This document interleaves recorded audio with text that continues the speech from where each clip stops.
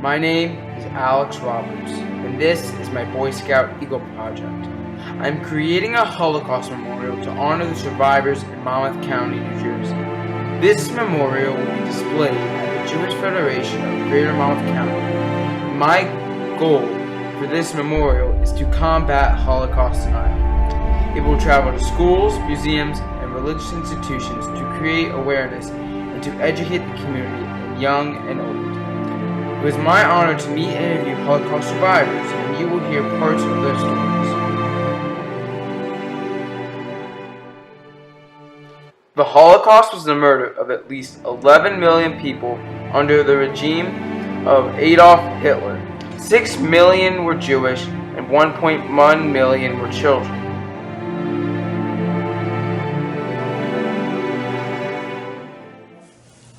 My name is Ira Israel Lulinsky. Well, let me begin by how old I am. I was born in 1935. For us, the war started in 1939. Actually, the Russians invaded Poland, and our area at that time was Poland. And the 22nd of June in 1940, the Germans bombed Kiev, and the Second World War began. So altogether, I was 5 when the war started, and I don't remember too much of it other than the sirens went off, and I was told by my parents that there was a war starting. We already had about 300 children out of the 1,000 Jews that were there, little kids, including me. So people began to run, but they were waiting for that because we were surrounded with machine guns, and they mowed us down. The problem was that they didn't hit everybody, and not everybody died. You know, and they were walking around and shooting people on the ground. I ran, my father ran, but the rest of my brother did said it. I'm not leaving my mom. My sister ran. She did survive and ran to another camp, and she died in the other camp. They liquidated 20 girls in the house, set the house on fire. But I ran, and my father ran. We ran into the woods, and altogether, about 25 people survived that day from the 1,000 Jews. And it was a life in itself. My father found me. I ran, I fell into a ditch, and I waited till the dogs ran past me and everything else. I don't know why I did that. I have no idea. But I lay in the ditch in the water. The dogs didn't smell. They didn't smell me. They didn't know that I was there. So 25 people survived in June of 1942, June the 1st, to June the 2nd. Today, there's only 3 of us left. It's been a long time, and a lot of from the 25 died. Actually, I would say about 10 died during the war. There were soldiers, and they were sent to fight the Germans, and they were killed. The other 10 survived, and to an old age, and died, including my father. And life in the woods was an experience which is still with me. Because when you run in naked into a wood, into a surrounding that you've never been before, you know, you find yourself, number one, very cold. Number two, scared, because you know that somebody's willing to kill you. And I understood that. I don't know. I was 6.5 years old when I ran into the woods. And I had the feeling that somebody wanted to kill me. And my father knew that they wanted to kill us. It was the whole war. The war affected him terribly because he too saw his children killed, and his mother killed, and his wife killed, and his whole family. So he never got over it to the day he died. What message would you like to leave with those that visit this exhibit? It's nice to be nice. It's nice to be sympathetic. Nobody had any sympathy for us. They killed us at the rate of 10,000 a day without compassion. I would like them not to be prejudiced. If you want to be prejudiced, don't look at this. You have to have a certain amount of feeling for other people. And you have to remember that we did not ask to be killed.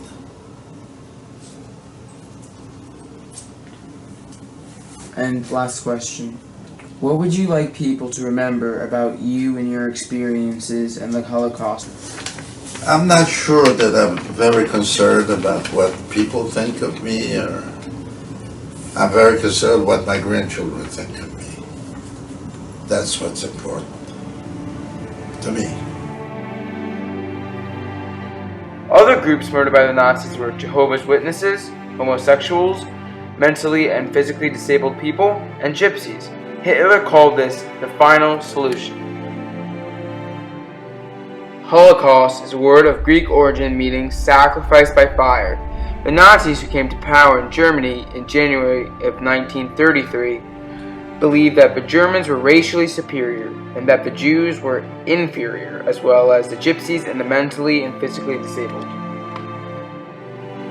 After the Nazi Party achieved power in Germany in 1933, its state-sponsored racism led to anti-Jewish legislation, economic boycotts, and the violence of Kristallnacht, also known as the Night of Broken Glass, all of which aimed to systematically isolate Jews from society and drive them out of the country. Kristallnacht occurred throughout Germany and Austria on November 9, 1938. When the Nazis viciously attacked the Jewish communities, the Nazis destroyed, looted, and burned over 1,000 synagogues and destroyed over 7,000 businesses. They also ruined Jewish hospitals, schools, cemeteries, and homes. When it was over, 96 Jews were dead and 30,000 were arrested. My name is Claire Bourne, and I was born in Poland just before the war. We went into a ghetto where now we were living, my mother, father, and I in one room. And what was happening was people were coming and saying that other towns were liquidated, people were killed, were sent away. So my father decided to arrange for us to go into hiding. So he spoke to this one Christian man and paid him, a lot of money, and this man was going to keep us. And he came in one day and said, "You have to leave today." And my father, I don't know what the reason was, but he was not ready to go, and this man kept insisting. So at that point, my father said that my mother and I should go. And so we left. And, I remember saying goodbye to my father. We left. Now, this part is something my mother told me, that we were walking along this road, and she saw these two farms. One was like a well-to-do farm, and one looked like a very poor farm. And she decided to knock on the door of this poor farm. And she did, and they took us in. And, they felt it was their obligation to hide us. So what they did was they dug a hole under a pig. It's like a pigsty. So they dug the hole and then they put a board over it and then whatever the straw and whatever else was, so the pig stood on top of it. And this hole was like a coffin, basically. This hole was just long enough for my mother to be able to lie down, and narrow so that my mother and I could just be next to each other. It was totally dark. And what happened at the beginning, my mother told me stories and movies and whatever, and after a while, I got my days and nights mixed up.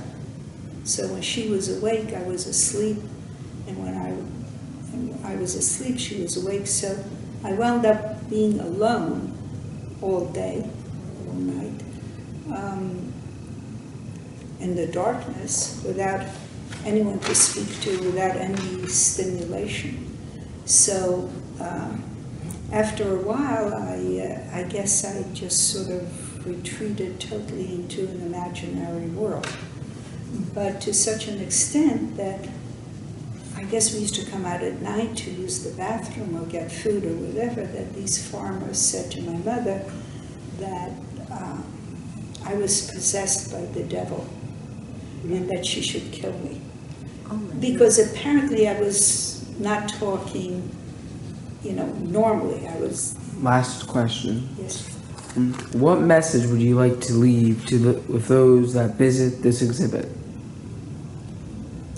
To always remember that you have to be kind to any human being, that, prejudices and hatreds of any sort are terrible, and that you should always be just. You should always look out for any victims. You should always just do the right thing, what you know is the right thing, not the convenient thing. After the September 1939 German invasion of Poland, which was the beginning of World War II, the anti-Jewish policy escalated into the imprisonment and eventual murder of European Jewry. The Nazis first established ghettos, which are enclosed areas designed to isolate and control the Jews. Polish and Western European Jews were deported to these ghettos where they lived in overcrowded and unsanitary conditions with inadequate food. Hi, I'm Anita Raboy, and I'm a daughter of Holocaust survivors, Pinkas Raif and Clara Raif. From what I know, my mother could read and write very well German because the area where they were born and raised belonged to the Austrian-Hungarian Empire, even though it was supposed to be Romania. Okay, my father came from a family of 8, 3 from a previous marriage, and the mother died, and then the father remarried, and he had another 5 children. So they were altogether 8. He became an orphan, I would say, at the age of 16, where both parents were gone. So, as he got older, he came to the city to learn a trade, and he stayed with room and board with my mother's parents, and that's how they met. And my mother said that they had to wear this Nazi symbol. They were in camp for a while, Transnistria, as I mentioned before. We came to the United States in 1964 with a lot of difficulty. And you also could not apply to go anywhere because that means you're not loyal to the government and they put you in jail. But very few times you were able to apply to leave the country with the excuse that you want to reunite yourself with the rest of the family. And that meant to go to Israel. I never heard of anybody at the time going to the United States. So my father applied in 49, never was allowed to leave. 59, 60, 61. We never got a passport to leave. until 63. And you cannot go and ask why, or why is this person, this family getting a passport and we are not. So we thought they're going to send us back to Romania for one reason or another, and we don't have anything left there. You even had to sell your citizenship for money to leave the country. Last questions. What message would you like to leave with those that visit this exhibit?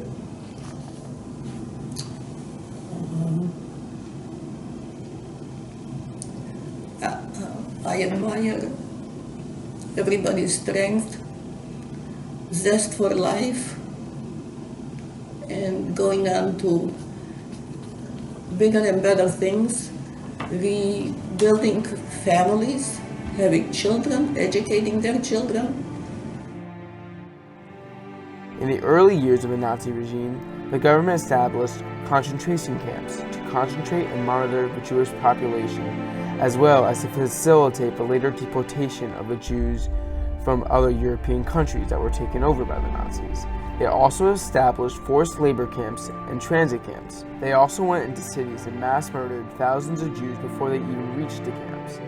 The genocide or mass destruction of the Jews was the culmination of over a decade of horrific measures which are never to be forgotten. Here are many other disturbing facts. 2 years prior to the war, Hitler started a euthanasia program called T4 on mentally or physically disabled children and adults, sending them into death showers, which turned out to be gas. These gas chambers were later mass-produced in the concentration camps. When our ghetto was liquidated, my mother, I don't know what her thinking was, what her reason was, but my mother stayed with her parents, with her sister and brother, and they were sent to Auschwitz and murdered in the gas chambers. But my father had prepared a hiding place in an attic, and he took my sister and me into hiding with him in the attic. And I think that that is my first vague memory of being in a very dark, hot place. And yeah. So they decided that we had a better chance of survival if we could meet up with a larger cell of their comrades in Czechoslovakia. So they boarded a train, and I imagine, this is my imagination, but I imagine that we probably did not sit together. Probably we sat with the woman, and my father probably sat alone in order not to endanger us. And then as the train was stopped by a Nazi convoy. But have it, one of the people in the convoy was from Wadowice, and he recognized my father. And so he pointed and he said, there's a Jew. And they took my father off the train. They shot and killed him. Meanwhile, the innkeeper took us back to her home, and she continued to hide us. And I have very vivid memory. This is the first very, very strong memory that I have of being rushed down to the cold cellar and being placed in large wooden barrels, a cloth put over me, and poppy seeds poured on top of that. And I remember, very clearly, curling up into a small ball, holding my breath. My heart was pounding and my throat would close up with fear as the Nazis poked their rifles into the barrel, making sure that nobody was within. So fortunately, somehow we managed to get away. A couple of times this happened, maybe 2 or 3 times. And so the innkeeper realized that it was only a question of time before we would be discovered. So she approached 2 women. They were sisters, and they lived nearby in a little village. And they used to bring her eggs and milk from their little farm. And she asked these two sisters, they were named Julia and Anna, she asked them if they would take us. And these two Hasidot Umot Ha'olam, also righteous among the nations, these two women took us in. I lived with Julia, Helenka lived with Anna, and they passed us off as nieces from a bombed-out village. And I applied to Yad Vashem to have Julia recognized as a righteous among the nations. And it took 20 years before they approved it. They actually rejected it the first time, and I reapplied years later. And so a couple of years, this summer will be 4 years since we made the trip to Poland and the ceremony to recognize Julia. The longest transport of the war took 18 days. When the transport doors were opened, most everyone was already dead. The most intensive Holocaust killing took place in September 1941 at the Baba Yar ravine just outside of Kiev, Ukraine, where more than 33,000 Jews were killed in just 2 days. Jews were forced to undress and walk to the ravine's edge. When the German troops shot them, they fell into the abyss.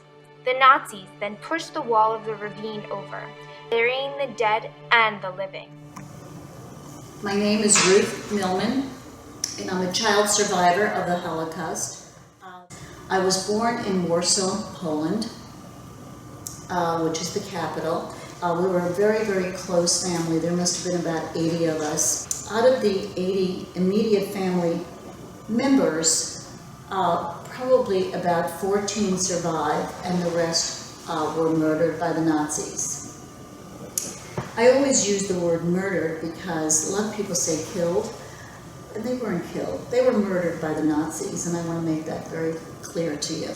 Finally, my grandparents were going to be taken out of the ghetto and put on a train where the Nazis said they were going to a place that was going to be more space and more food and more comfortable. We later found out that they were one of the first people, because they were older, were taken to Auschwitz, and of course we never saw them again. They had died in Auschwitz. So before my parents left their house, they were hiding very important and costly jewelry on their body, emeralds and diamonds and gold. And they were able to hide it without being caught. And they bribed 3 Nazi officers to lead us out of the ghetto. My sister was to go to a convent, and she was going to study to become a nun. My father, who looked a little more Semitic than mine, so he was hidden in a basement by a Christian family that was 4 feet high, with a hole in it, so they were bringing food to him twice a day through a hole in the floor that was then covered with a carpet. And he spent the whole duration of the war in this 4-foot basement. My mother and my mother was married off to a Christian man. It was a fake marriage, but it was a real marriage as far as the government was concerned with us. He was paid to stay with us for 3 months. And my name was immediately changed from Ruth to Teresa. He left, and my mother and I were on our own. We had no money, and we were finally caught. And we were taken to Linz, Germany, and put into the Linz labor camp. I became very ill.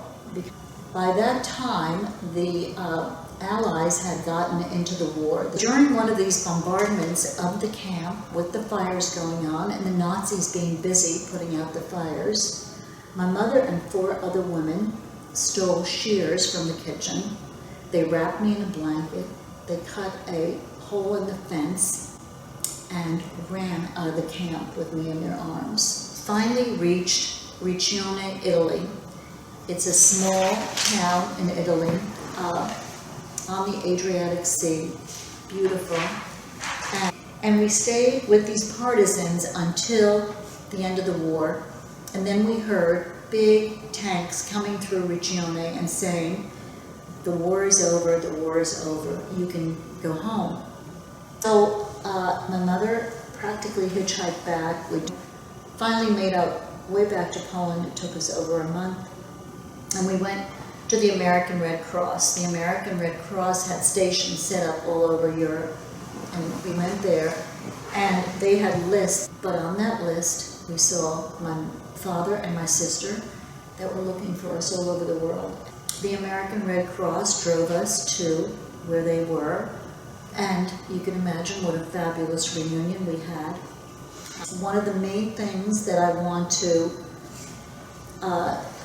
tell you about that I feel very strongly is if there had been an Israel, perhaps then Israel definitely would have helped. There would have been someone that would have stood up for us and not allowed this to happen. That's why, to me, one of the most important things is that Israel be very strong, very much alive, and able to help Jews all over the world. Concentration camp laborers were forced to run in front of SS officers to show they still had strength. The SS officers directed the runners into one of two lines. One line went to the gas chambers, the other went back to the barracks. The runners did not know which line they were in. Auschwitz was the largest and highly organized death camp in history. It was actually 3 camps: a concentration camp, a death camp, a slave labor camp. It was 19 square miles, guarded by 6,000 men, and was located in the Polish town of Auschwitz. It was opened June 1940 and initially held 728 Polish prisoners. By 1945, more than 1.25 million people had been killed there. Be wary. It can happen again. It will happen again. And that you can involve yourself with society, but always be wary. I'm sure my grandmother and those 3 kids didn't have the vaguest idea what was coming. There was no warning. There was no anything. They got rounded up, and they had a merciful end. They were marched and shot. There were so many others that were marched into concentration camps, and they lived there for 1 year, 2 years, 5 years, in the worst inhumane conditions, watching people starve to death, watching the experiments, watching everything that went on. So it's just, live life, but never forget. My father's family was from Abel, Lithuania, and part of the family had already immigrated to the United States, and part of the family had already was in Abel. So the family consisted of my grandmother and my grandfather, 6 children that I'm aware of. 3 of them had probably between 1920 and 1930 had traveled to the Americas. My father in 1923 came to New York City by himself at age 15. My father was here, and he finally in 1941 he married my mother, and she was from Moldova. This is an area of Europe called Bessarabia. It's near the Ukraine and Romania.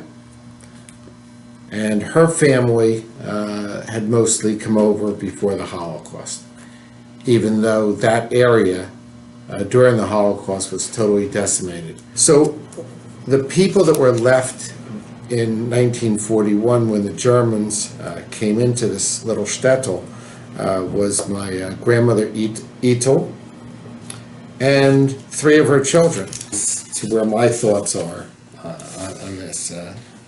Number 1, I believe that it can happen again in an instant, because here are these little communities. There are thousands, tens of thousands of little communities like Abel, little shtetls, These people didn't bother anybody. They didn't cause any problems. To just be wary and to protect the Jewish heritage. The Holocaust gave new urgency to the Jewish quest for a homeland in the Middle East. The Yishuv, or Jewish community in Palestine, stood ready to take them in, but the British who governed the region restricted immigration to keep peace with the local Arabs. On November 29, 1947, Resolution 181 was enforced. It called for the partition of Palestine into two states, one Jewish and one Arab, and developed a plan for the ending of British rule. On May 15, 1948, Israel was declared a Jewish state.